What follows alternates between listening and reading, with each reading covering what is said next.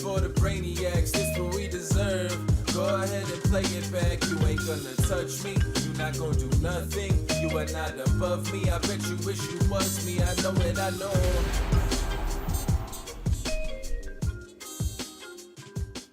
What's up, everybody, and welcome back to another episode of the Only Friends podcast. Baby, we are popping for Friday. Let's go. Shit is going down.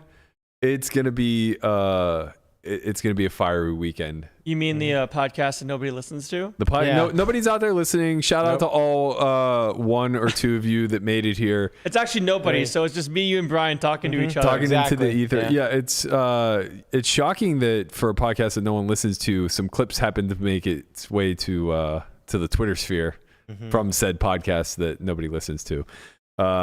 If you're unsure what we're referring to, my man Eric Persson is out there working the social media streets, getting the engagement, throwing his hat in the ring, starting wars, burning bridges, lighting fires. We're here, baby. Not in that order. Not necessarily in that order.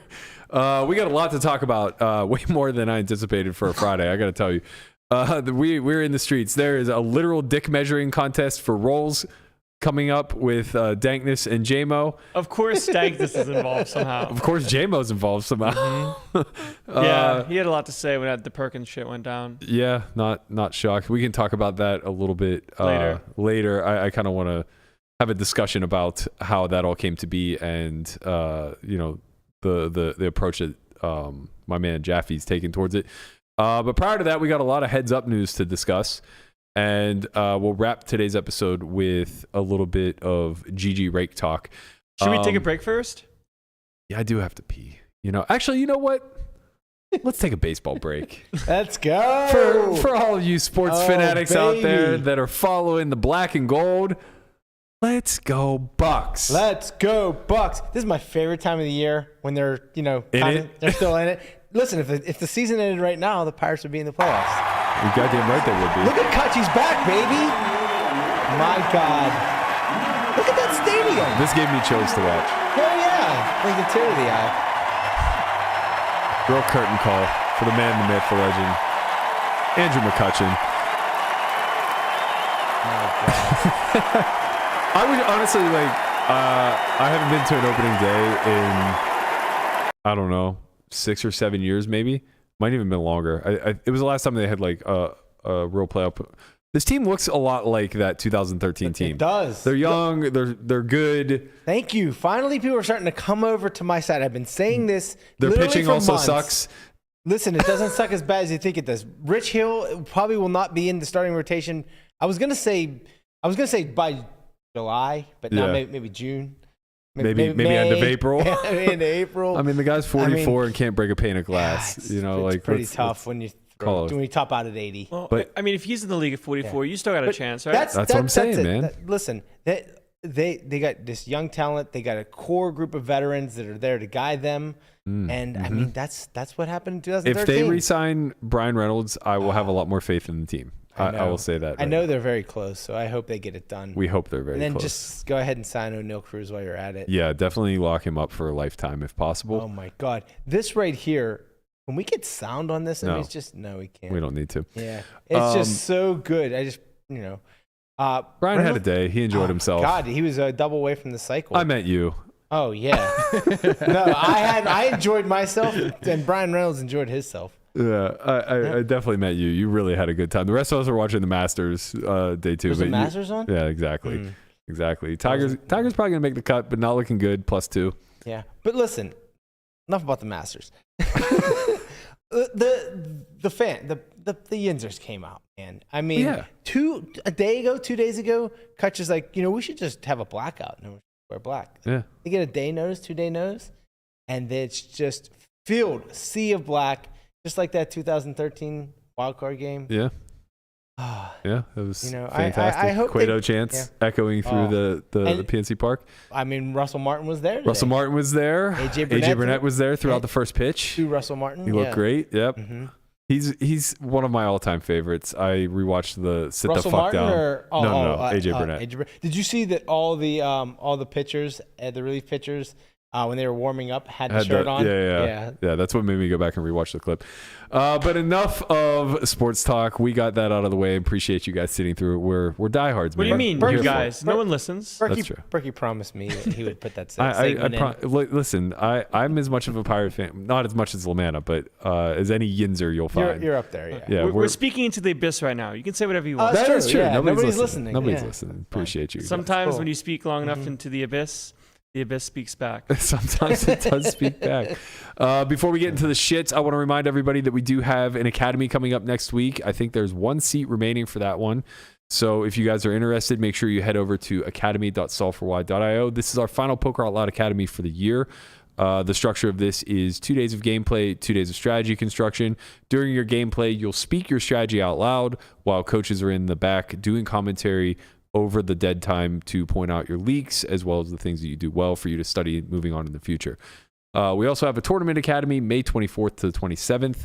That is another 4-day academy. Each day will represent a phase of the tournament, culminating in everyone playing a final table on day 4. Matt Hunt will be leading that. You'll be going over all the ICM spots. You'll be going over your risk premiums and things of that nature. It's a really good warm-up to get ready for the WSOP. Be sure to head over to academy.solveforwhy.io if you want more info, or hit hashtag academy in the chat. Get the link there. I'm going to try to, run the logistics of the academy as I do. But for the tournament academy, I might just be plopped right in the middle of the students. We might have a seat for the little manager. We might have one for you there, big guy. The tortoise. But then who's going to run the academy? Who's going to, you're irreplaceable. Keep the ship rolling. You're irreplaceable. I can attest to that for sure. Yeah. I wouldn't do that to the people that pay good money. You're a man of many hats. You can do both. A man of the people. Let's dive into the shits with my match first and foremost, I guess. Or the lack thereof. What match? You have a match? Or the lack thereof. So first and foremost, no game tomorrow. Unfortunately, Nick seems to have come down with a bit of a flu, I guess. Michael Jordan had the flu. Michael Jordan did have the flu. Well, listen, if he's really sick, like actually sick, which he may very well be, I'm happy that he's not coming and giving it to me. Yeah, I know Michael Jordan, and you, sir, are no Michael Jordan. That's a Reagan quote reference. That being said, I don't like the idea of us having such a long break. It seems very unfair from my perspective. You're talking about bathrooms or just in general? Well, bathrooms too, but the time off certainly serves him a lot better than it serves me. So right now we're scheduled to play. We were scheduled to play this weekend and have next weekend off because I have the academy. I told him that the 16th I can make myself free. The 16th and the 18th because those are days of gameplay, so I don't need to be here. He's now unable to play any Tuesday through Friday. Absolutely impossible for him to play during weekdays now. I don't know what happened. I thought we were playing 30 days straight. Can't play during banking hours, man. Maybe. Oh, that's fine. Oh, that's true. I can't play till 5 anyway, so it's okay. Yeah. 4 o'clock, 5 o'clock, it's fine. But apparently now his Tuesdays through Fridays are booked from now until the end of time. So if it's not on a Saturday, Sunday, or Monday, we can't really make the day up. Right now, we're tentatively scheduled to play tomorrow's match next Saturday on the 16th. But if he's unavailable Sunday and Monday, I don't know when we're going to make those up because there are no other Sundays. You can't play on the 16th with the academy, right? It's gameplay. That's the gameplay. Yeah. So you won't. Yeah. There'll be commentary. I'm not necessary. That's right. Yep. So we're able to make up one of those days. I don't know what's going to happen if he misses all 3. I'm suggesting that we make them up this week. I think it's imperative that we do. I think it's very fair to both parties that we do, and very unfair to me if we just put them at the end, because then we would be going 18 days between matches. So you said you're taking too many breaks, and he said, "Hold my beer." He said, "Hold up, let me cook." I got a better idea. How about I just take 3 weeks off? Oh, there's that's a beautiful meme you got there. I mean, the king of the memes came through. Look, thank you, Landon. If bro is sick, of course, take your time. No, don't take your time. Oh, it's just like I can take 24 hours. Heads up. He's like, nope, I'm gonna have secret meetings in the bathroom. Nope, I'm gonna get the best coach in the world. I'm sick. I mean, to be fair, so far he hasn't utilized the time off to study, as far as I understand. Everybody said he's just played every day in LA since the match ended. So he's grinding, just not heads up, which, whatever. But I don't want 3 weeks off between matches.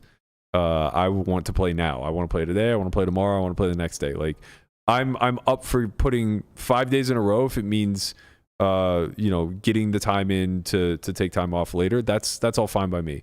I'd rather front load matches than back end them, obviously. And the thing is, like, he legitimately, maybe he's sick. Maybe he could be sick. Obviously, that's could be a thing. And but he was playing last night. Right. What we know is he was playing last night. But if he is, then he should make a little bit of an effort to since he is sick and can't play to make these matches up for free. Yeah. So he did say he'll make tomorrow's up on the 16th. So that's a 1-to-1 trade off. I think that's fine. Yeah. I'm more concerned if he misses both Sunday and Monday. Right.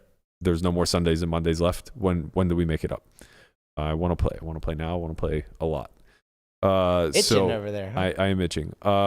Phil also ruled on the bathroom breaks, on phone usage, on escrow, and on angling. So the final rulings were that we are going to be afforded 20 minutes worth of break time each session, and they have to come in 4-minute allotments minimum. So if you take any break at all, it counts as 4 minutes. It counts as 4 minutes. Right. So at most you get 5 breaks. Obviously, if you go over the 4 minutes, even 1 minute over, it counts as 4 full minutes. So they're 4-minute increments. So you get a max of 5-minute breaks. And then every time you're over, it comes in 5-minute increments, and you pay $200 for 5 minutes. So basically, it equates to, if you skip the whole session, it would cost you $10,000 for 6.5 hours. That's what he's charging now per minute. It basically breaks down to $40 a minute or whatever. So like, if with 2 hours to go in the match, you decide you don't want to play anymore, you pay $4,800 and you call it a day.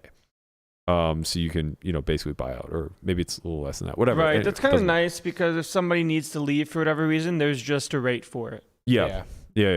So you got to leave 30 minutes early. Okay, you pay. Yeah. I don't mean to be gross here, but is it going to cost you $200 if you need to go take a dump? Well, only if I've exhausted my breaks. But you only get 4-minute breaks, right? No, you can get up to 20 minutes. You get 20 minutes take total. it all at once if you want. Yeah, exactly. Gotcha. Yeah, You can have a very secret meeting. Right. But as soon as you take one break, that 4 minutes comes off. Okay. Right? Yes. So even if you take 1 minute. Yeah. Yeah. Right. So if you pee a lot, you have to take 5 spread out breaks. Yeah. If you just got one deuce in you, you're welcome to take a 20-minute. Okay. Maybe read a magazine, which I think yourself. is you're right. It's very reasonable, I think. I think it's an equitable solution. Right, exactly. I'm happy with it. Yeah. As far as escrowing goes, Nick preferred not to escrow, which I understand. It's a lot of liquidity to tie up in a third party's hands. So we've settled on a hard vouch each way. What is a hard vouch? If you stiff, the person's on the hook. Like what's they the would difference? have to pay. Wait, what? So say he has Feldman as his hard vouch. Oh. And he stiffs. Feldman's on the hook. I got you. Yeah. Gotcha. So yeah. So he gave me a list of people to pick from. It's basically all hustler people. I don't really care. Is it Vertucci? Vertucci's on the list, but it's not Vertucci. You should have picked him. Although maybe I should make it Vertucci, because this might be my way to own Hustler Casino Live. Right. It would also just be really funny. It would be pretty with funny. the back and forth that he's the hard rock. Imagine that all the trolling he had of Berkey wants his own live stream or whatever. Airball just stiffs for $2 million, and I just absorbed the fucking live stream. Well, it's kind of funny because it's okay, I guess you just have to pick someone on the list who you trust more than Airball. That was kind of the issue. And same with him. I mean, he that's has to kind pick of someone who trusts more than we have a mutual that is vouching for me. I'm just gonna have Christian do it. Okay. Well, I will say at the same point though, when it comes to not even with Matt picking, but if for the hard vouch situation, it's up to Nick to pick people that he would want to put on the hook for him, because Matt can pick whoever he wants from there. Right. Because if Nick stiffs, that person's still on the hook for it. Brian's point's valid. He gives me the list, and it's just all hustler people, and it's well, I've never done business with most everyone on here, and I don't trust almost anybody on here. Yeah. So it's more so I have to find the person who has the highest profile that has the biggest reputation at risk. Right. And put Otherwise, them on you're the just hook. in the same situation. Right. Yeah. You just have more people that can potentially stiff you. Yeah. It's just going by like a handshake deal again. Right. Yeah. So it's like, you find people that are actually attached to Hustler and, you absorb the stream. I mean, don't get me wrong. This is definitely better than the prior situation. Yeah, for sure. And it'll be good too for like if there are costs like penalties or whatever. Also, it gives us a solution to where if like, for instance, I said I didn't think he had enough liquidity to cover $1 million, and if he had gotten buried like 700 with 2 hours to go, well, now we know the solution to that. He's just going to pay $4K or whatever it is to get out of that 2 hours. Which is good. So yeah, everything seems to be fine.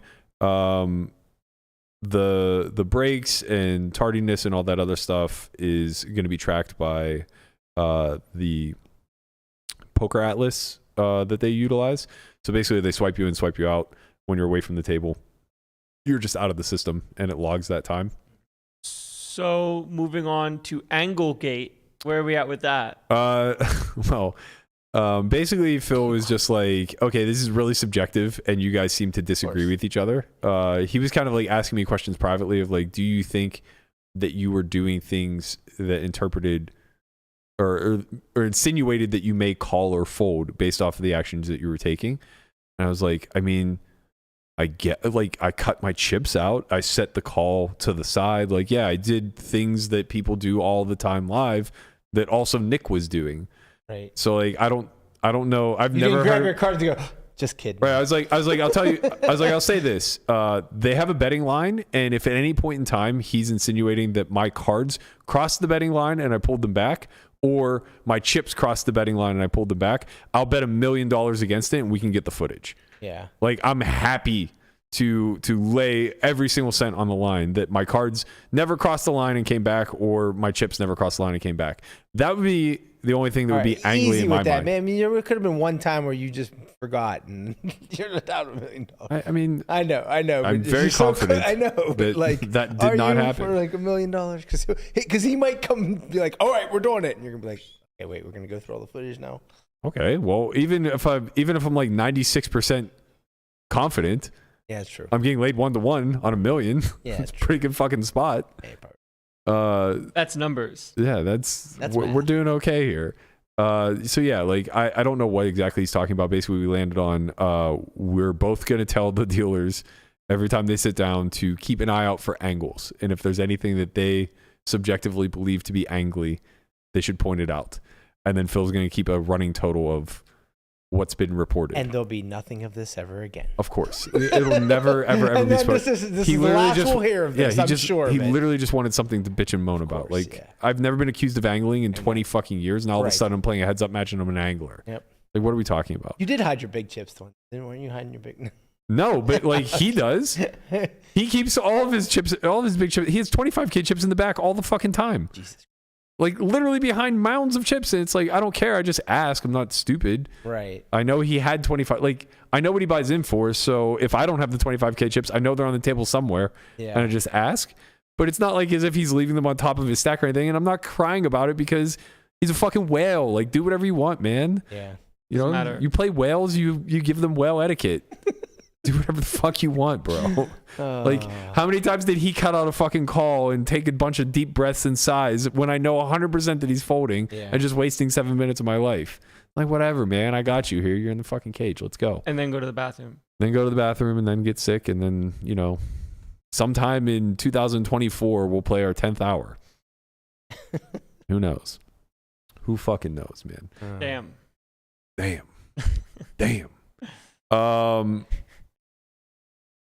guess let's get into this person stuff. Okay. I'm a little charged up about this one, to be honest. Charged up. All right, so let's work from the beginning backwards. As we kind of mentioned, persons had been like jumping in all of these airball threads and shouting from the rooftops like how dead I'm drawing and like how big of a favorite it is, and like whatever. I don't care if Eric likes Nick's side more than mine. He's more than welcome to. Yeah. Hopefully he has a bunch of money down on Nick.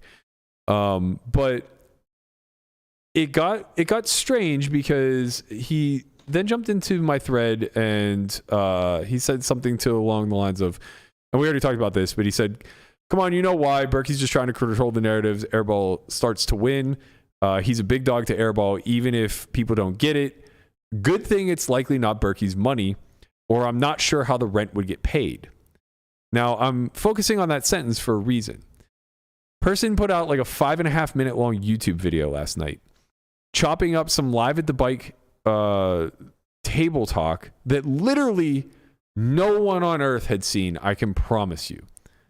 I promise you, nobody was watching that fucking game closely enough to have paid this close of attention to the table talk. But nevertheless, he chops up the table talk, and it's basically Brown Balla saying like something to the effect of the hand between Persons and Antonius was sus in his mind. And what he was basically insinuating, or what he actually came out and said, I think, was that Persons was backing Antonius. And I said something in passing like, oh, 100%. But like, you know, just hyperbole, right? It's like, yeah, you're like, I'm not doing an interview here. This isn't a podcast where like, you know, we're on record or whatever. We're just in a game having table talk as one does whenever they're playing No Limit. Or a podcast nobody listens to. You're right. Correct. That was it. So it was 5.5 minutes of chopped up sound bites of Brown Balla saying that he heard that Eric backs Patrick. And then in Helmuth spending like 45 seconds. Now, granted, he tried to give himself some plausible deniability. He's like, well, I'm just saying that I heard, and this is going to pump out to everybody. So like, I want to get it correct and say that I'm not saying this, but I heard from a man who said this that Eric backs Patrick, right? I don't fucking say another peep. I'm there. I keep my mouth shut. I didn't say a word. Yeah. He lets Brown Balla off the hook saying like, well, that's his opinion, man, and he's entitled to it. You're not. And then he lets Helmuth off the hook and basically says like he qualified that he's not saying this, but he had heard from somebody that he said this. And just fires fucking rockets at me because I was an innocent bystander who just said like 100%.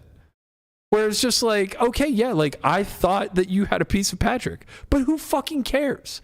Who cares? So then he makes this whole video about how trading in cash games is unethical. First of all, like no one knows what trading is, but I assume he means swapping. Yeah, I mean swapping. No one is implying that they swapped action. Right. No one thinks that Patrick has the buy-in to swap action with.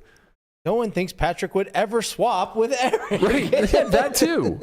So it's just like, yeah, whether he backed Patrick or not, no one fucking cares, man. Right. Literally, I promise you, nobody cares. It was something that Brown Balla made a mountain out of molehill out of. And like, you know, we were just kind of there having conversation, nodding along. And this got redirected to me now somehow, where I'm on the hook and I have to qualify that, like, I don't know if you're backing Patrick and I don't care if you're backing Patrick, to be quite honest.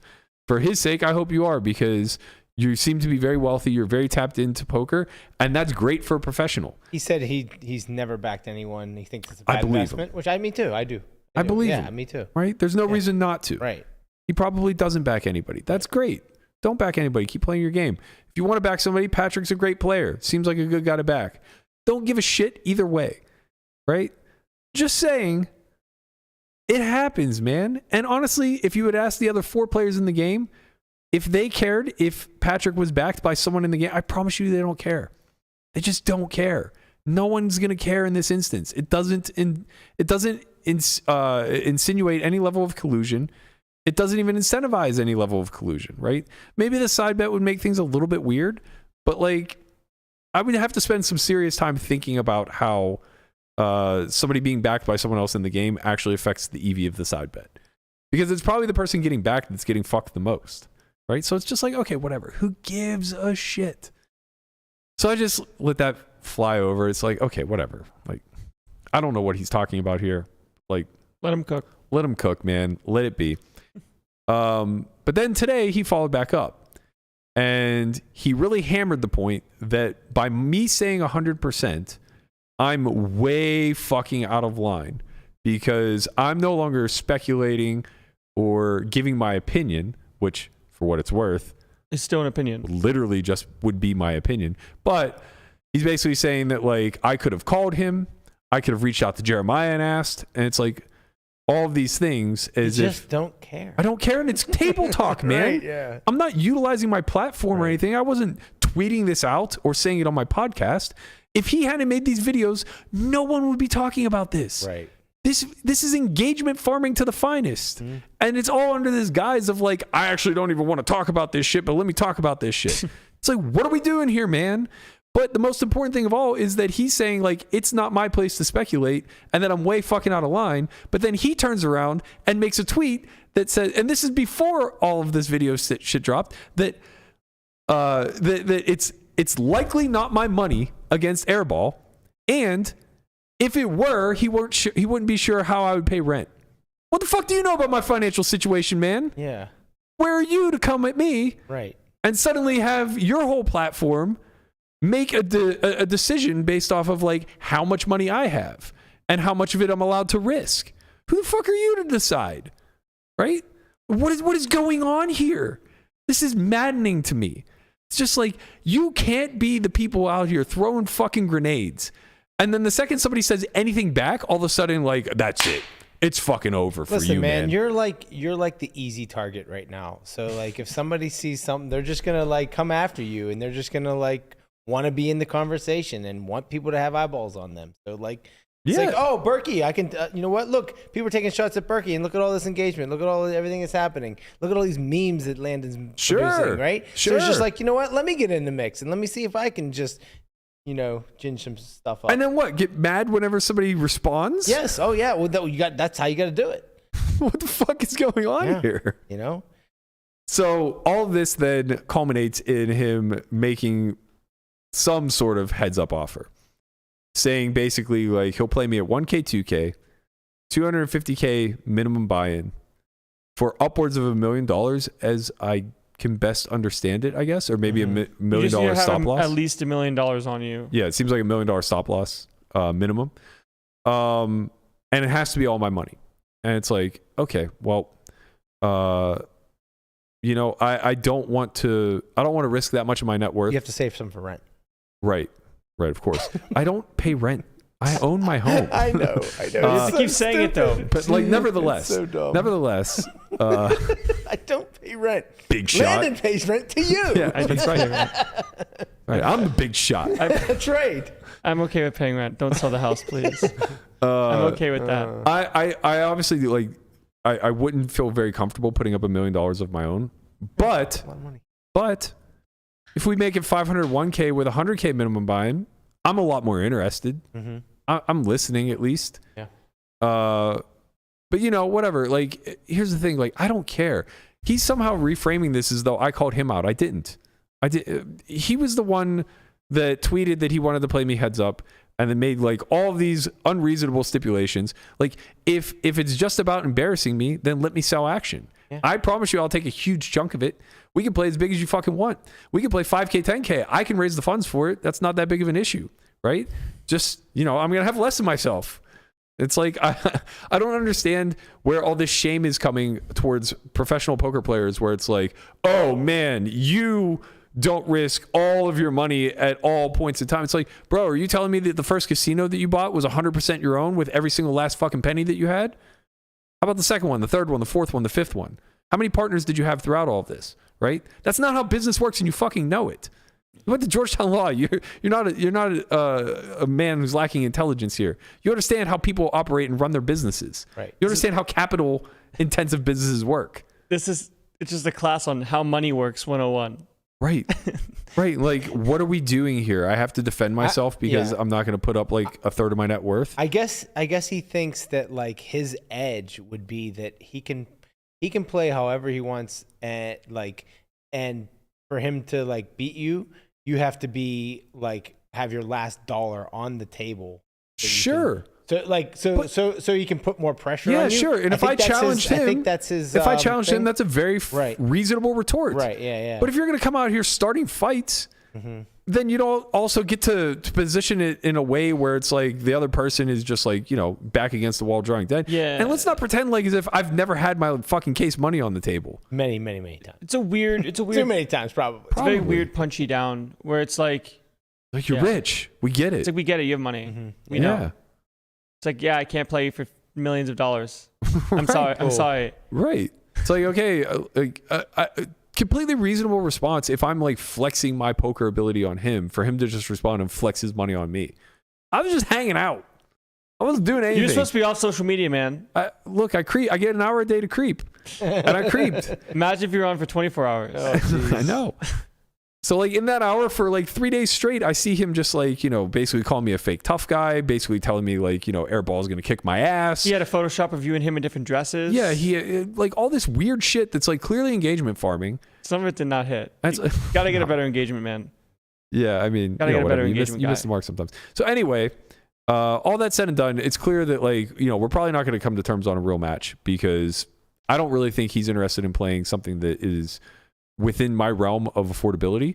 And anything that's outside of my realm of affordability, I can happily sell to, but it doesn't sound like he wants that to be the case. So with that said, you know, we're probably never going to play, and that's fine. But then Doug gets in the mix because that's what he does. An opportunity lurks. Again. You know, it just seems like if ever there's a time to throw your hat in the ring, whenever a guy who has billions of dollars is just fucking out there flexing, you might as well be like, hey, I'm kind of good at this game. Let's fuck around. When you are good at the game, why not? I actually have no problems with what Doug did. I mean, it seems like he should. Yeah, he shouldn't. There's meat on the bone, man. Time to back up the truck part 2. He's right. By the way, for what it's worth, like I would have no problem streaming against Maverick, Eric. Yeah, at the lodge. Not at the lodge. I won't do it at the lodge, but I will never step foot in the lodge. I swear to God. But like, you know, the stream thing for me with Eric is a non-issue. It was a huge issue with Nick because I knew from day one what he was going to do. Like this was always going to be stall tactics, always going to be trying to get the best team to teach this rum-dum some fucking form of no limit hold'em. I see what you did with stall tactics. Okay. That is true because I was thinking that too. Like if you ever did play like Persons, like you wouldn't run into these. He wouldn't be doing the things that right. There's no bullshit with him. There's no bullshit with him. Right. He's just gonna play you because he wants to fucking play, and and he's not gonna be like taking breaks and doing all this. And it's like he has shit to do. I have shit to do. Trying like to get an angle. He's gonna be very reasonable. We're both mindful of each other's time. Like if we ever play, I'm sure we can come to a reasonable agreement of like when to play, where to play, what stream to do it on, and you know how to make the best out of this opportunity. Like I think all of that's reasonable. I can't reiterate enough that I like Eric as a person. I enjoy playing with him as well. I'm not sure where all these shots are coming from, but I'm not going to sit back and not defend myself either. No, you got like to. that seems silly. At least the least I could do is utilize this mic for my own benefit sometimes. Right. At least a little bit. So Doug rolls it out, gives him the red carpet treatment, says, I got a place for you to stream it. I'm happy to do it there. I'm happy to put up $1 million of my own money, and I'm happy to play 1K, 2K, 250,000 minimum buy-in. So just let me know time, place, and we can get this thing rolling. Eric then replied, you declined my SUG format. I can read this. Okay, Let me do please, this. Can please, you put please. the graphic up, Guapo, if you can get it? Which one are we doing? We're doing the Eric Persson reply to his Doug. reply to Doug. All right. Not the video. Okay, that's what I got. I got 2 videos. No, I sent this one to you. It's at Doug Polks. I can do this. I've prepared for this. He spoke in shorthand. He spoke my language. I'm sad to admit that I can read it, but I can. I'm excited to know what SUGS means. He meant sit and go. Okay, that's what I thought he meant, but I wasn't sure. That's the first of 20 weird I sent it to you, Guap. hieroglyphics, if you will. This is our coherent Landon It's right Tice. here if you want to just read it. Go ahead. Wait. Bang. You just declined my sit and go format to play heads up on Monday. You played a lot more heads up than me. I'm likely minus EV. So I suggested a series of 7 matches, including with escalating blinds. You said no. I can show our messages if you forgot. Maybe you're just being funny. I'd do it for $5 million though. Let me know. All right. So I gotta tell you, So man. he basically said, I don't want to play you for 1 million, but I will play you for 5 million. Under this new sit and go structure now, not actual heads up cash. Correct. Yeah. Deep stack cash. I gotta tell you, man, this is a masterclass in inserting yourself in something that you have no involvement in whatsoever, and then immediately ducking when the shrapnel starts to fly. Like, this is like, I don't know if it's social media 101 or what not to do on social media, but literally it's just like there have been a handful of these people throughout the last like few weeks too, where they just like pop in every now and again, and then someone's like, fuck you, and they're like, I'm just kidding, I'm out of here. This is like what happens when Rudy barks at the house and then Gatsby barks at him and he starts running away into the corner. Right. Yeah. The chat is saying that SUG is actually suggestion, not sit and go. So you declined my suggestion format to play you heads up on Monday. Maybe it reads like that. It's the same thing, kind of. It's a different format with escalating blinds. Yeah. I mean, Sug, how'd you get? It's supposed to be SN. Yeah. I mean, that's what I would have assumed. But yeah, I mean, I guess like, so if they did it that way, we assume $1 million. If it's 7 matches with escalating blinds, like, how much could the final match possibly be? It can't be bigger than 2K, 4K. I'm assuming he means it might be like the dual structure.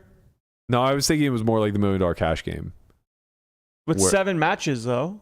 Yeah, where they start at like maybe, I don't know, 200, 400 and end at like 2K, 4K. It's a very interesting proposition. I mean, it just makes the early rounds really irrelevant. Right. You're just kind of doing nothing for a while, and then the blinds go up. Yeah. Yeah, like we played 4 matches and we exchanged like, $100,000, and now we play 2K, 4K to end. Yeah. So yeah, I mean, I don't know. I don't really know what's going on there. I don't either. I know that all he's doing is continually upping the bar though. So it's like, okay, Doug can afford $1 million. Well, let's make it $5 million because he can't afford that. And it's like, Doug's rich, but he's not that fucking rich. He doesn't have 50, I'm sure. Right. Or at least I shouldn't say I'm sure, but I'm speculating. He probably doesn't have 50 million laying around. At some point, it's just like, oh, you don't got 50? All right, 5 billion. Right. Right. So yeah, I mean, it's like, I don't think Eric's going to play anybody heads up when it's all said and done. Though I do think that everybody would love to see Eric playing people heads up. Yeah, it sounds great. Well, not just that, like, what happened between him and Helmuth was fucking amazing TV. I mean, like, that was the start, the double bird. I was gonna say, what if you play him and he hits you with the double birds? Like, what are you gonna do? I'm gonna laugh. It's fucking hilarious. Man, there should just be like it's the Maverick Challenge, where you can just start playing Eric Persson heads up at Poker Go. We all loved that when he gave Helmuth the double birds. Yeah, that was amazing. It was incredible. Lee Jones, thank you for the super chat. He goes, ask Eric if you can max late reg. Just come in match 7. Yeah, I'll come in match 7 when it's 4K, AK. Yeah, I mean, like, look, I know that he mostly plays in private games and on stream. Here's the other thing too that's like a little bit bothersome. He's like pretty fresh to the absolute nosebleed scene, and it's shifted a lot over the last like 3 or 4 years. It's kind of a new cast of characters with him, Keating, Matt Hanks, and a handful of others that are kind of driving a lot of LA traffic. Let's say is driving the super nosebleeds. It's like, let's not forget, I've played as big as 2K, 4K plenty. I've played a lot of 1K, 2K. I've played a lot of 500 1K. So it's like, sure, I don't have 50 million laying around to where I'm just willing to sit and flip quarters for $1 million. But like, I'm not a slouch when it comes to this shit either. I've put in my time at stakes comparable to yours with amounts of money that I wasn't exactly comfortable risking and came out unscathed on the other side. So it's like, I don't know what the aim here is other than to like shame and move on. But it strikes me as like super weird, especially when the action starts to roll in where it's like, now the line begins to form where everybody's like, okay, well, if that offer's on the table, I'm in. It's like, well, no. That offer's on the table for him because I know he can't afford it. So for you, here's a number that you can't afford. Exactly. And then here's a number that you can't afford. And so I'm still the top dog because this is the major leagues, baby. He's like, go back to the minors. So he's just like, oh, I think Doug has more money than Berkey, so let's just 5x the stakes. Right. Right, and then call it the major leagues. Yeah. Because are you of the impression that people you're playing against all have their own action? Because they don't. Like, it's probably you and maybe like 1 or 2 other guys that have all of them. Like, what if Elon comes in the thread and says, I want to play? Then what does he do? Right. He'd probably play Elon because that'd be pretty dope. Right, but what if Elon's like, Play sorry, Elon? minimum 100 million buy-in, and you can't get any backing? Ooh, Yeah. Elon plays the Yeah. money card. Right. Right. It's just like it's a weird punching down type of mentality that just doesn't make a whole lot of sense to me. If your true aim is to embarrass someone at the thing that they believe themselves to be good at, rather than the scoreboard, I guess, the money factor. I like how he said that he's likely minus EV versus Doug. Right. That's close. I mean, likely. It's close. You know, maybe it's a flip. Who knows, man? Maybe this guy's fucking grinding Sims 24/7. He might be in the goddamn lab. Unlikely. Maybe he bought that 1K heads up upswing course from 2017. There's a lot of good shit in there. Unlikely. Unlikely. A lot of good stuff in there. All right, from one dick measuring contest to the next. Nice. Jaffe, I know you've been in here waiting for this one the entire fucking day. Here we are. What happened? I don't know. What? It happened so fast. So fast. Shit escalated quickly. Honestly, respect to my man Jaffe. Let's, you know what? This is like the week of standing up to the loudmouth bullies. Mm-hmm.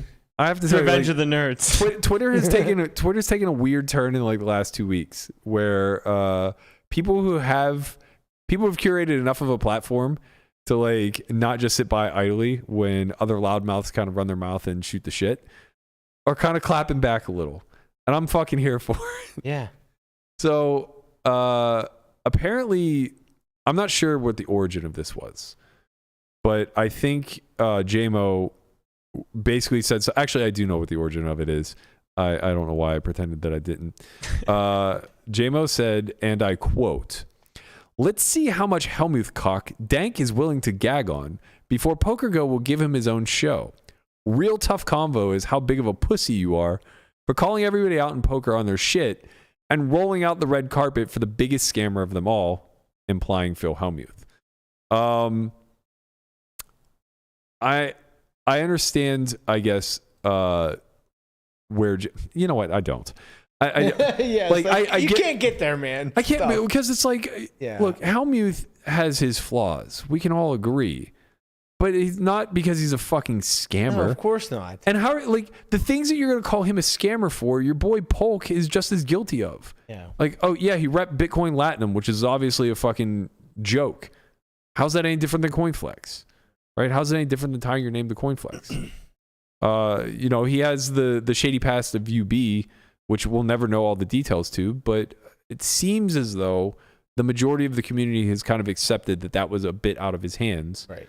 And, you know, just him being an ambassador for the site. It seems like, yeah, like he was just, you know, here's an endorsement, he takes it, and then right. Don't get me wrong. It's not like, don't get me wrong. there's nothing nefarious there. Maybe there was, maybe there wasn't. Or at least and it doesn't I'm seem so. all for holding people's feet to the fire of being responsible for like who you sign off on and whose name you attach yourself to.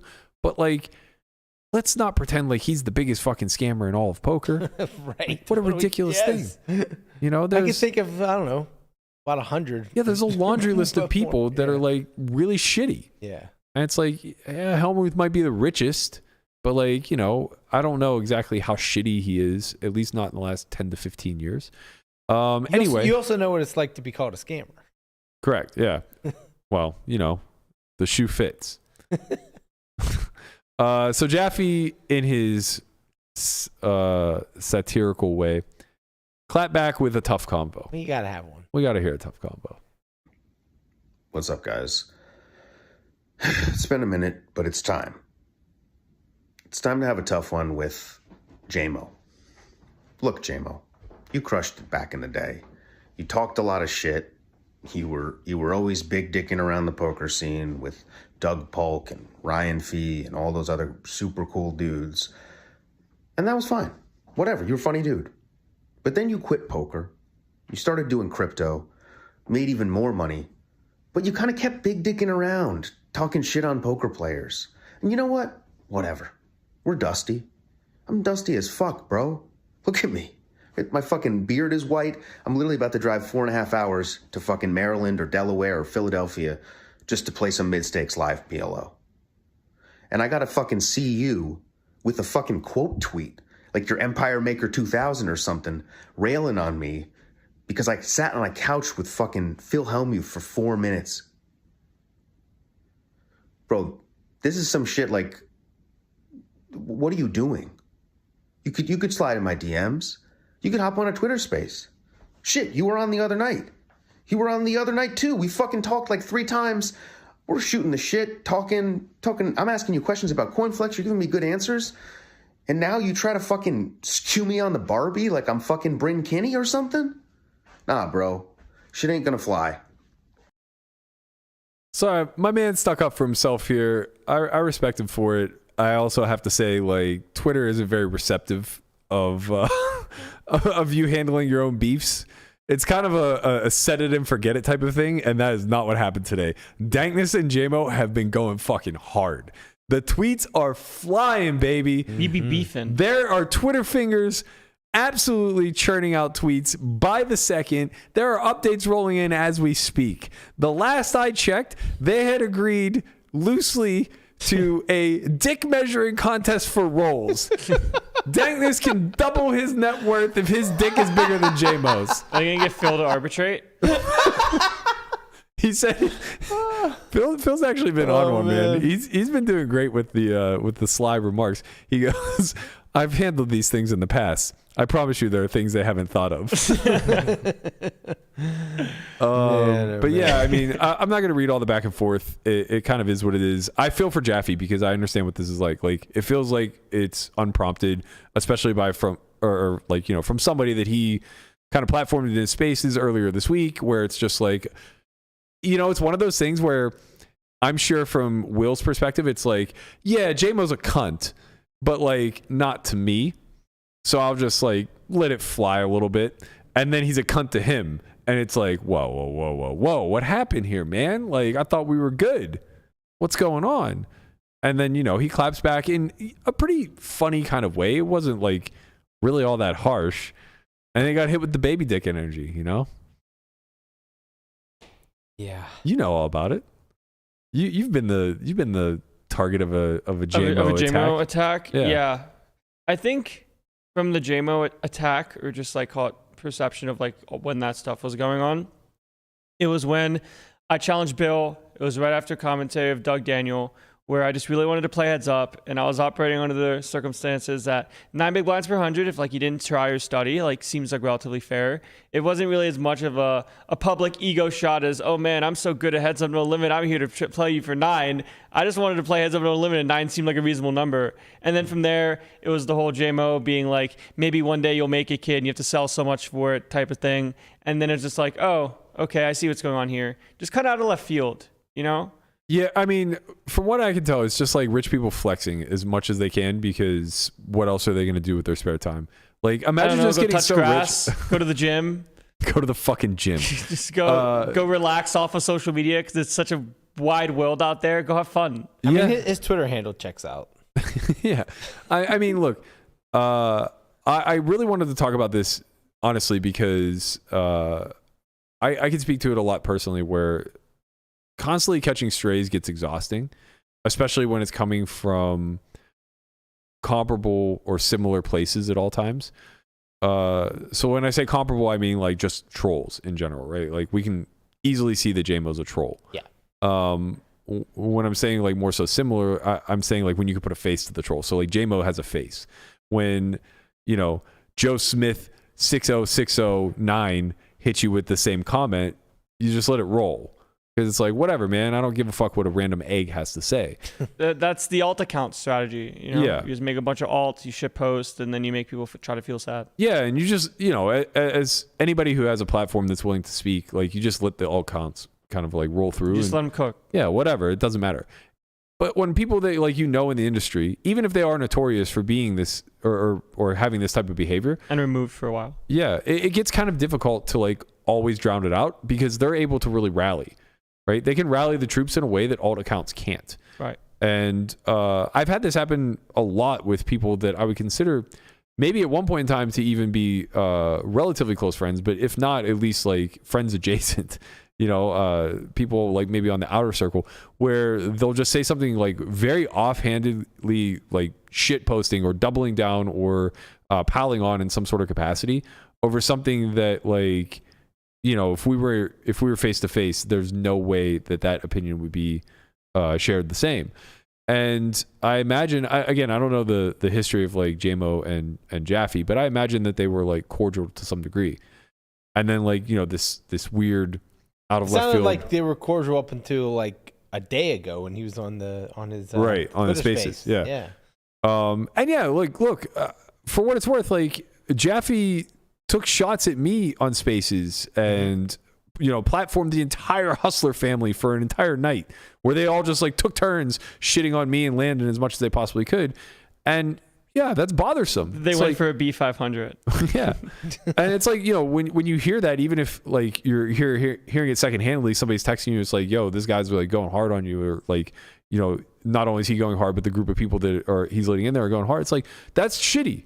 Because it's like, this is somebody that like, you would otherwise share an Uber with, somebody that like you've had text conversations with, somebody that you think you're on the same page with, that when the engagement starts to flow and there's an opportunity there to potentially bolster your brand or amplify your voice a bit, it's no holds bar. Whoever you can dunk on in that moment, you just do it. Right. And like, that feels bad, but I kind of get it. Like, I guess I understand, like, especially when you're us and we have a podcast, we're going to become easy targets, right? And I think maybe from Dankness's point of view, he kind of forgets that, right? Like, because the tough convos are a hit. So putting out a tough convo at any point in time, you don't ever expect any sort of backlash, right?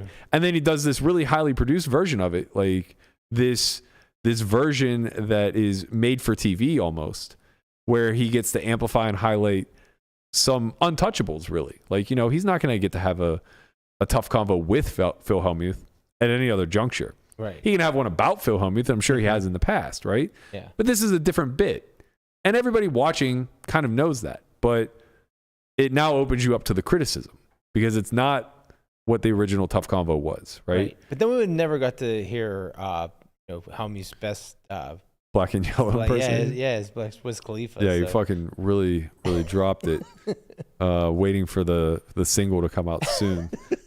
God, man, this guy has no fucking shame. I love it.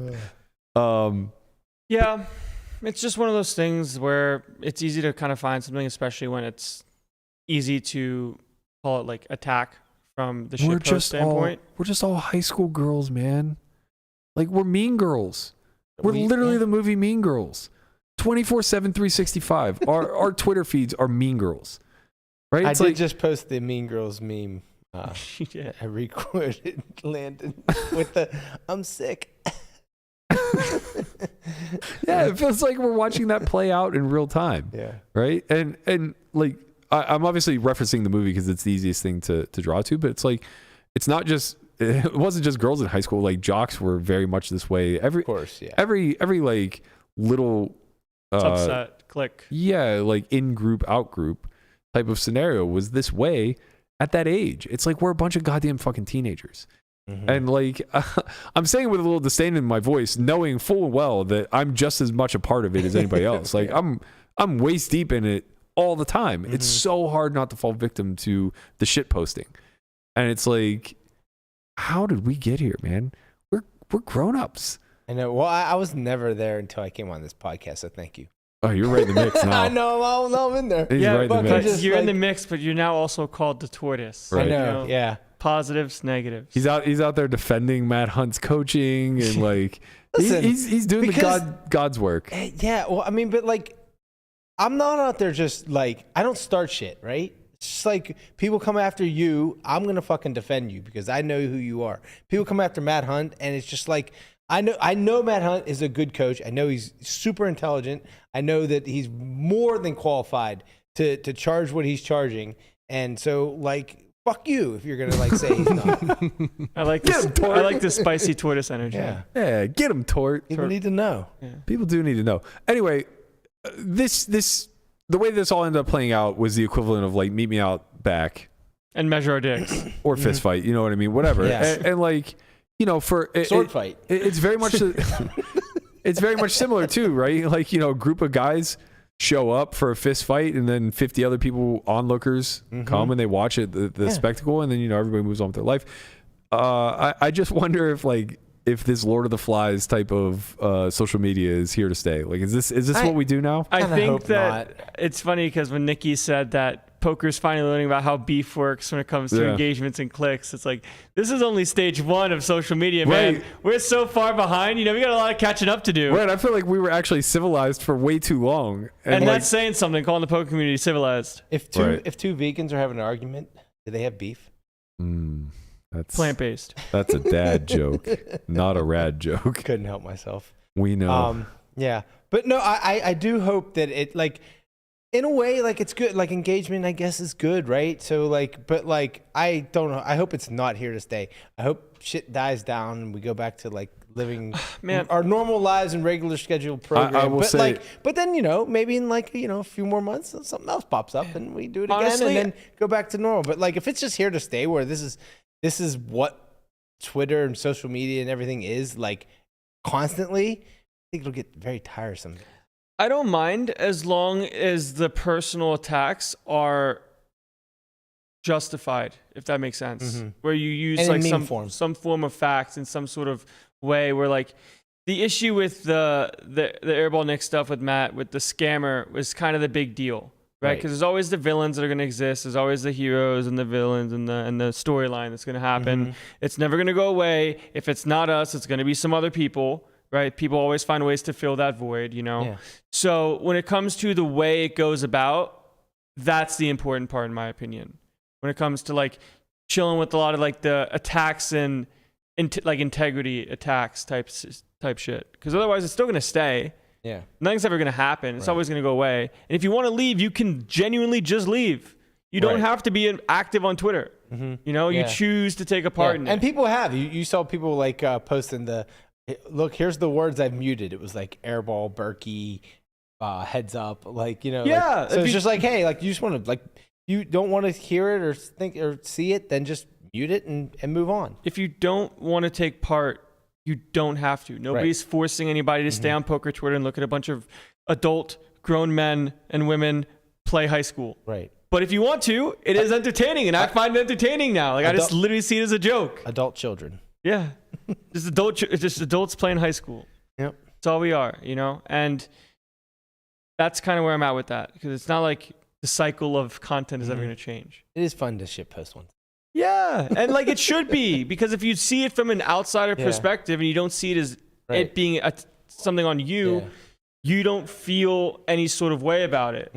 But when it's you, now you start to feel something because it's more personal and it's ego driven. Exactly. And like I said, I'm not out there just, like, starting shit. Like, people come after me or my friends, then I go back. Yeah. And honestly, like, for me at this point in my life, like, you don't even have to. Like, I see alt accounts call me a bunch of shit, it's not going to go away. It's never going to go away. And you choose to take part in that when you have a social media platform. I think all of that being the undercurrent of social media is completely fine. Where I feel like it becomes problematic is when the biggest accounts within any sort of sub community shit post regularly, like, take it upon themselves to maybe shit posting isn't the right description, because, like, shit posting can be whatever. Like, if you're good at shit posting, great. It's when the majority of your social media content is just, like, shitting on those within your community, right? Like, if you are a Doug, for example, with a massive megaphone and you're just amplifying the airballs of the world, or you're spending all of your waking hours finding somebody else in the community to just drag as much as you possibly can, like, that's, I think, where it becomes too much. The dunk content, if you will. You're just doing stuff to dunk. Yeah, I mean, whatever. Like, when people deserve to be dunked on, you dunk on them, right? It is what it is. But, like, when you go out of your way to just, like, curate it, I think it becomes a little bit much. We're joined by a very special guest. I wonder who it could be. It's J-Mo. Welcome to the podcast, Hey. J-Mo. How are you? Yeah, black screen. Can you guys hear me? We can hear you, but we can't see you. Okay, sorry. I'm in my car. I'm in the parking lot in Oh, shit. Philadelphia. He's hot, man. I was going to ask you to Okay, whip it so- out, but that wouldn't do anything with this black screen. I got a lot to say. I'm sure you do. The first thing I want to do, though, is apologize because I remember calling in here. We were all having a good time. It was a blast. I had kind of just met Matt, and we were doing the bike commentary. Fast forward a couple months, and I'm on a Twitter space with about, I don't know how many people listening, and I'm interviewing Doug, and I said something that I really regretted on there.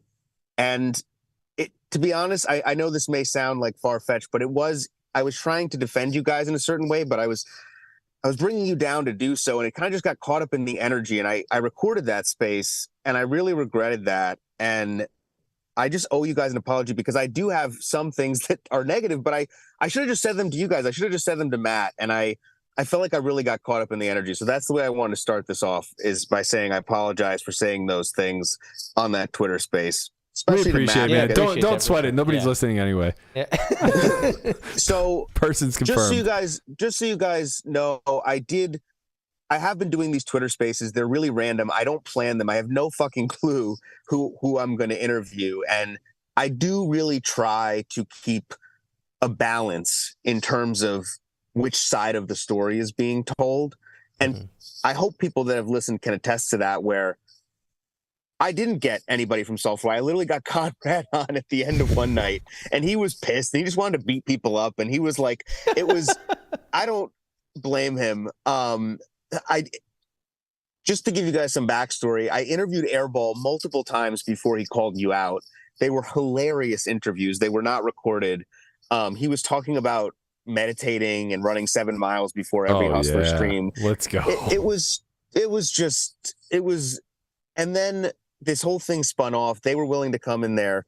I did reach out to you, Matt, and I also reached out to Garrett before Doug interviewed him, just to see if you guys would have any interest in talking to me on some type of live stream or something. And I wanted to do that. I wanted to reach out to you guys first because honestly, I felt like you guys didn't want to talk anyway. You know? Yeah, like I mean, to be fair, I was very much in, I'm just going to let this die on the vine as much as I possibly can. And if we're going to play, I just want to put my head down and grind. Garrett was the same way, and except he talked to Doug, but I reached out to him before that. So what I tried to do was reach out to you guys, see if you want to tell your story. I assumed you would say no, you did. And then I hosted these Twitter spaces, and a lot of people came in, and a lot of shit was talked, obviously. A lot of shit continues to be talked. I'm not here to be politically correct. Sure. I really want to provide entertainment for people. I really do. And that's what the Twitter spaces are. And they've been super fun for me. And that's what I gauge the barometer for. I think if I'm having fun. Yeah. But I do apologize specifically for what I said, because I was taking a dump on you guys, and I don't want to be part of that energy. And the Twitter spaces, I wouldn't say they got out of control, but on the last night we interviewed Jason Kuhn, and he said a lot of things just about the negativity, and there's something just different, and he was stepping away, and it did bring some things to light. So it's all kind of coming together now. But yeah, it's been a wild fucking couple weeks. But more to the point, where are we at on this dick measuring contest for rules? Because I feel like this is a good double up spot for you, man. I don't know, man. He's so confident. Just so you guys know the details. Literally, this is the relationship I have with J-Mo. Okay. A few months ago, we get into shit talking. I call him out for having a tiny dick. He then challenges me to a penis off. Okay. In which I say, okay, what are the stipulations? And he says, has to be completely hard. Right, that's important. And we're standing staring at each other, and we can live stream it. All right, the eye-to-eye part is a little much, man. Okay. This is on Twitter, Sounds bro. counterintuitive.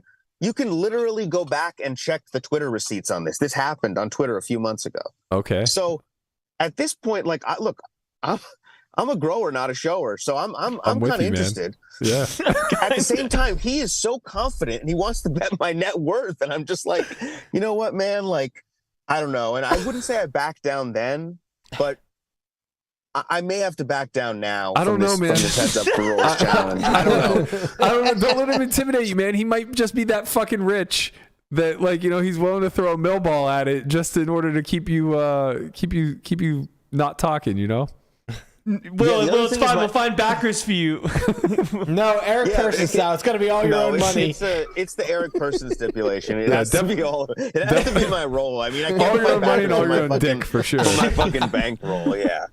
Yeah, dude. Would you have any questions for Galfond to arbitrate? What are we working with here? I mean, are we at least average? Well, no, don't. You don't want to give it away, right? Because he might back out. All right, if I can give some advice. I'm probably look, guys. This is a far fetched. This bet goes off. I like to think I like to think I'm above average in that under those conditions. I don't Doesn't know, everybody? but I also like if we could like live stream it and make a lot of money off of it. Like, right. Can't do it on YouTube. I don't think. I'll just pull the Berkey here. I don't want to stream it, guys. I'm not interested in streaming it. Who's doing the measuring? Because that's what I was going to ask. Is there going to be like an impartial person that measures? Or are you guys measuring each other? Otherwise, I mean, everyone cheats with the rules. So the funny part about this, and I know you guys didn't get into the tweets tonight, but the whole reason this started was I was giving JMO shit, and I clarified tonight, it's not for actually having a small member, it's for having tiny penis syndrome, which is when you're constantly trying to prove yourself. Right. It's like guys who pull up in ridiculous cars. Right, It's like, yeah, you got a small dick, bro. It's not literal. I have no idea what their size is, and I don't care.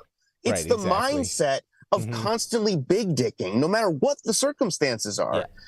J-Mo does this, and ironically, this other guy, Empire Maker 2, has done it forever, and they both got it into this, and I'm hoping they have a penis off because they both are claiming to be very packing. I'm kind of hoping they can do it, and we can get Galfond to arbitrate, and if, again, like your match, if he won't arbitrate, then I could arbitrate. You'll measure. You'll be the referee for that one. Yeah, and the best way you know someone has little dick syndrome is when you call them off for little dick syndrome. They're like, let's measure our dicks. Dude, that's the most unreal part about this, okay? So I did it with J-Mo. He challenged me to the contest. Then I make a post. Contest. Then I make a post describing tiny penis syndrome in where I literally specify it's not a physical condition, it's a mental illness. And this other guy, Empire Maker, quotes it and literally misreads what I'm saying and says, I don't know what you're talking about, bro. Bad read. I got a huge penis. And I'm like, no, dude, you just have tiny penis syndrome and you just proved it. Yes. So these guys can have a dick off, man. I'm like, Berkey, I just want to chill. I don't want to stream it. Just let these guys have a dick off. Yeah, I mean, I don't know, man. I think this is a good spot. I got to tell you, I don't know what you're working with there, but like, if we're above average at all, and we got a little bit of the blue pill, perhaps to make sure that we get a little extra girthy that day. Is that allowed? It doesn't matter. They're not going to test for it. Drug. Like, well, this is what happened to you with Airball, right? Like, you're in a great spot. You don't really want to play this exact same thing. Yeah. It's the heads up dick measuring version of whatever your high stakes match is. Right. Yeah. See, and why would you want to leave the poker community? I don't want to be. You're Berkey. You're the one who catches all the strays, dude. I'm supposed to be invincible. How do I get in this shit? You made the ill mistake of cashing a check and signing up with fucking Poker Go. I sold my soul. You guys can look at my Twitter profile. I sold my soul. How do you think I became the guy who caught strays? It was fucking playing Poker After Dark 27 times. You know, like I was nobody before I started playing televised poker. I was just a guy playing behind the glass. Listen, Will. You either die a hero or you live long enough to see yourself become the villain, okay? Yeah, well, I hope that I can die a hero in this situation because I was considering just ignoring the shit because I was so taken back by it, but I had to fire back. Man. It's good to see that you went the exact opposite route. Yeah. I was going to stay out of it, but instead I went back into it. Instead, Danny DeVito started blasted. Yep. Twitter's supposed to be my space, you know? Like, that's supposed to be my home turf, so yeah. It is. You literally host them. I feel for you, man. I've been... you know what? I haven't been an onlooker on these threads enough, and I have to tell you, I get it now. I didn't realize why like everybody sees me as so insufferable. Like when I feel like I'm making logical points in Twitter threads and shit like that. But now I get it. Watching you guys exchange 27 tweets back and forth that's devolving into, we'll whip your dick out and I'll whip my dick out. And we'll just see who's got the better package here. I kind of get it now. I'm just like, okay, yeah, this is what the platform's meant for sure. Yeah, well, when you're crafting something in your head and you're in the moment, it comes out very differently when it's released into the world. Yeah. And you end up going from whatever we started at to whatever fuck we just finished at. Wait till you wake up tomorrow and reread the thread, trying to analyze it and make sure like I made sense of it. You're gonna have post nut clarity, and you're gonna be like, oh fuck me, man, I could end it after that first shot. Not before the dick off though, obviously. Yeah. Oh yeah. As long as I can find a way to get out of the dick off if I need to, just because I want to take the W. I want to take the W here. I don't want to have to measure on stream. Maybe off stream. Off stream in a dark room somewhere. Call in sick and see if you can hire Doug Polk. Yep. Imagine we actually do it in a dark room and it's just me, J-Mo, and Phil Galfond. Oh man, I imagine Galfond would be like very surgical about it too. Mm-hmm. I like how we're Like- talking to a picture of Will Jaffe right now. Yep. Well, it's better than a black screen. This is Completely. This is the grinder, Will Jaffe. Yeah. Well, sorry Yeah. for you guys. You can put my profile pic up. But yeah, thank you. Thank you for having me on. I did want to apologize because I talk some shit and this shit gets out of hand and like I just want to have fun. That's the thing that's the other thing about this is like I'm not, bro, I've interviewed Doug, I've interviewed these people. I'm not looking to like really question people. I'm just looking to have fun. You know, if something arises, I do it. And that's why this whole thing was like, come on, man, me really? I'm the guy. Yeah, I think that's kind of like the way all this shit happens is that when you end up having conversations with people that are hard against something or hard for something, they're going to vocalize their opinion. And as a host, it becomes really hard not to just like play into it, right? Or they're just hard and they want to challenge you to a dick off. Or that. And it's like, that was my big problem with Doug whenever he had Airball on. It wasn't that Airball came on and called me a scammer. I mean, obviously that was partly it because Doug platformed him. But it was moreover that like he doubled down on it and, you know, ran this whole 90-second bit about like how much of a coward I am and, you know, kind of amplifying the fact that I was a scammer and fraud and like doubling and tripling down on Airball's words, where it's like, you know, somebody else comes on and they say something that's a little bit out of pocket about, you know, something meaningless like the lodge rake or something like that. And it's just an immediate, whoa, buddy. Like, you know, let's not talk out of line here. This, and this that you just said isn't exactly true. And unfortunately, like when you start like rolling out these spaces or hosting a podcast like we're doing or stuff like that, like we do have some level of responsibility where it's just like, okay, well, let's just make it clear that that's your opinion, that type of thing. And that kills the vibe. You know, you're not really having a good time when you have to constantly, you know, kind of remove yourself from somebody else's opinion, I guess. Yeah, I mean, I will say like there was a specific moment on your podcast that I did stand out in my mind from the Coinflex thing when it was going on. Yeah. That look, like you've towed the line on the tough conversations. You've gotten close, and this was the closest you've ever danced to the coals and stepping in the fire. And it was just something, and the reason it was just the way it happened was it was when the Coinflex thing was going on. You guys set up I didn't dunk on Doug about it. It wasn't that you didn't dunk on him. It was that you brought it up, and then somebody asked you what's going to happen very quickly into the segment, and you said, "Oh, distraction culture. It's people are going to forget about it." And then, in my opinion, you became the distraction culture because somebody asked you about something about the lodge and you immediately pivoted to talking about the lodge.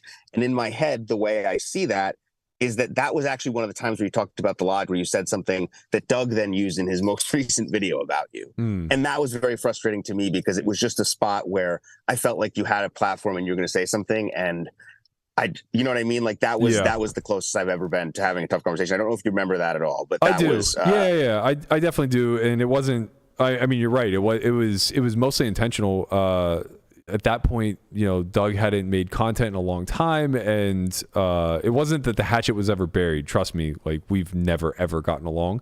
But it was more so like I had done a good job up until that point, pretty much taking the high road, and like now I finally had a platform where I had a decision to make, and it's like, well, I could just absolutely roast this guy into the abyss, or I can just kind of treat this as what it is, which is, you know, a guy who's an ambassador for a site that obviously went down, and that's pretty egregious and unfortunate, but maybe not the sin that we could portray it as. And that's not to say that he's not guilty of anything, that his hands are totally clean. Of course they're not. He had a crypto channel, like promoting himself as, you know, a resident expert or whatever the case may be. So obviously a lot of people were harmed and damaged by that. But it was also like a weird time where I was in the midst of catching like so much fucking bullshit from the Jen Jacob of the world and the Alex Jacob and the Dr. K's and everything else. It was just like I was so mindful of like, how do you catch so many strays, man? It's really unreal. I mean, I don't know, man. I really don't You get know. him from I'm all such an angles, easy bro. You gotta, target. at some point, you gotta look in the mirror a little, my man. It can't be just all random. No, I'm not. Look, I'm not saying I'm not guilty of anything. Quite the opposite. I'm very, very hyper aware that I'm flawed. I think what it is that people think because I have opinions and talk on a microphone that I think that they're the best opinions, or that like I'm this end all be all genius and everybody should bow down. It's like I'm just shooting the shit at the water cooler, man. You guys don't have to listen, and you certainly don't have to take me. Nobody does listen. Right? True. No, and trust me, I know that, and I realize that, and that's why, in retrospect, I wish I understood it better, getting to know you a little better, and just it, like, this is like a. I don't mean this in an insulting way. Like, this is like a passion project for you. You like doing this. You like talking. And if you want to see a breakdown of that versus one of Doug's videos, I've made 3 streams on YouTube, and it's just a breakdown of the intro to your thing where, I don't know, you guys are talking about like Vegas, you guys are talking about pickleball for 25 minutes in the heat of the Airball match. And you're showing clips of Andre Agassi, like almost having a seizure and crying. And then I show Jug, and it's like, next in breaking news, Airball, you know what I mean? And it's just like, I get that now, and I respect that. But at the time, I was steamed up, and I totally understand that. Like, you guys aren't trying to, like, this is just fun for you guys. You guys are having fun here. I mean, what did people think it was besides that? Dude, the thing is, with content creation, it feels like a lot of times people are doing it to kind of make money. You know what I mean? And grow themselves or grow their brand, and like that's clearly not what you guys are doing. You guys just have fun with this shit. I'm just here to talk about the Pirates. That's it. Yeah, I mean, you guys got Tortuga. Like, no offense to Tortuga, but he's the best example of you guys. Right, exactly. And that's why I love him. Yeah. That's why I love him. Look, you mean I'll turtle? listen to stories about. you mean turtle? No, tortoise, right? It's Tortuga. Yeah, It's not yeah, tortoise. it's fucking with you. Okay, not turtle. Come on. Apologies to turtle. Apologies to turtle. Look, we've come full circle with the turtle. I've been hearing stories about him hiding in a closet with a bottle of Smirnoff. Like, my only goal is for the turtle to be more exposed and showed to the world through this passion project of yours. If you heard the other half of that story, you would be on the ground in tears right now. We'd have a Twitter space. We'd also get canceled, I'm sure, so it's never going to be told publicly. But yeah, I mean, like, nothing happened. Look, Doug's great at what he does, and in my opinion, the space doesn't need another Doug. So, like, when we were looking to make more content, that wasn't the void we were trying to fill, right? And it's like, yeah, this is a passion project in a lot of ways, and like, we're just trying to have a good time, shoot the shit, but also, like, I see just way more growth potential in that. And not in the way of like we are experts of everything, but more so in the way of, if we can keep this lighthearted and we can keep the conversations rolling, perhaps we can actually get experts in other realms to kind of come in and just belong and we're not the give smart their opinion. people. We want to find the smart people. Yeah, that's the ideal. Like the Perkins interview was great. He's there a was smart a lot. person. So that one, I watched that one, and I did a breakdown that I deleted because I've been doing these YouTube streams and they're fucking so terrible. But I saw the one you did of the other day when I was yelling about Airball. I thought it was actually pretty good. That one was a decent one, but Perkins was amazing. I've heard him speak before, and I've never heard him speak like that. I thought he was incredible on that one. And I get it. Like, you're in here too. Like, when you're talking, like, you can talk. It's fun. Like, that's what I want to do. I want to talk. It's fun. I want to talk to my boys, like, and make it into a passion project. So that's what I'm doing on the Twitter Spaces. But it does get out of hand sometimes, and I'm just not going to record them anymore for the most part. Lost in the ether. What is, while we have you, what is now that you're out on the dick measuring contest? What is the end game here with content creation? Like, are you hoping to do more of like what we saw in Poker Go, or are you just kind of doing your thing? No, I mean, to me, these are just opportunities, like, to kind of make stuff that it's really that my goal is to make it so that I really like it, but with the hope that other people really like it, basically. Right. Yeah. So I have trouble doing the tough convos because, bro, I'm like forcing them. This one against JMO, I didn't want to do this at all. It's like dusty. Like, I don't want to even film myself. Like, so when I do something like the bike, or I do a tough conversation with Daniel or Phil or David Peters, it's just a way to try to make something that I like, that's funny, that hopefully other people will like. And as many in the Twitter Spaces too, it just shoot the shit. Like, I just don't think there's a lot of humor in poker in general. Yeah. And I want to provide that, and just like some comedic relief, kind of, like the feeling of when I watch good stand up, it's like they're emphasizing things that we deal with every day, that nobody can talk about that everybody wants to talk about, but nobody knows the right words essentially. But it makes it funny. I don't know if that makes sense. No, that That's makes all I'm total trying sense. I think it makes total sense, and I agree. I think like we've seen Marley, Caitlin, Nikki a little bit trying to fill that void, and the more the merrier, to be quite honest. It's just gonna, it takes time and it takes energy, which is hard, especially whenever you're trying to create comedy where you need the inspiration for it. It's not like as if you just sit around and write all day long. Yeah, but this is what I said to Joey too, and I said the same thing. I know, like Marley, I think, and Caitlin are hilarious, but they haven't been grinding poker for 15 years. Right. You know what I mean? Yeah. Like, bro, I'm doing this because I don't want to play poker anymore. Like, you know what I mean? It's different. Yeah. It's a little different. Yeah. No, they're getting that's into fair. the poker scene as people that have been doing whatever they're doing. I don't mean that as a criticism of them. They're fucking hilarious, but it's just a different thing. Yeah. I mean, whatever. I think the transition is potentially there. The more we spread our wings in the space, the better, I think. I'm trying to spread my wings, bro, because I can't. I mean, you can't even see me right now. Like, I want you to see me next time we talk. I get it. You gotta let them fly. Yep. I get it. But yeah, thank you guys for having me, and apologies again for the shit I talked. And hopefully we'll scratch it up in person, because I don't like that. That's the whole thing about this JMO thing is like, you got an issue, like, let's just talk about it. If I've texted with you, or we've spoken. Or just measure. It's all good, man. I want you to keep doing what you're doing. I think you're hilarious, and I enjoy your content. So keep it up. Well, thank you, Turtle. And as always, my biggest Fucking worry is that turtle! I've It's upset tortoise, you son of a bitch! Get him out of here! I was going to say again, my biggest worry in all of this is always just that I've upset you, and I see that I've done it anyway. So apologies, Tortoise. I hope this doesn't end it, but No, we're good, man. All right, man. Thanks a lot for calling in. We appreciate you. Thanks, Will. appreciate it, man. Yeah.